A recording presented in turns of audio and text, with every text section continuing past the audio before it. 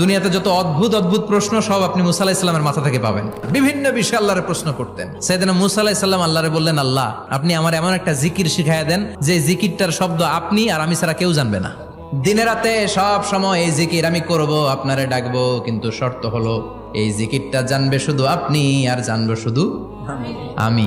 আল্লাহ বললেন, মুসা পড়ো লা ইলাহা ইল্লাল্লাহ। মুসা আলাইহিস সালাম কয়, মাবুদ এটা তো জাতীয় জিকির, সবাই জানে।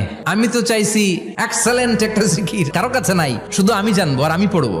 আল্লাহ বললেন, মুসা এই লা ইলাহাকে যদি এক পাল্লায় রেখে দাও, তাম বিশ্ব, 7 আকাশ 7 জমিনটারে তুলে যদি তুমি আরেক পাল্লায় রেখে দাও, লা রাজাহাত কাফাতু লা ইলাহা ইল্লাল্লাহ, মুহূর্তের মধ্যে লা ইলাহার পাল্লা ভারী হয়ে যাবে।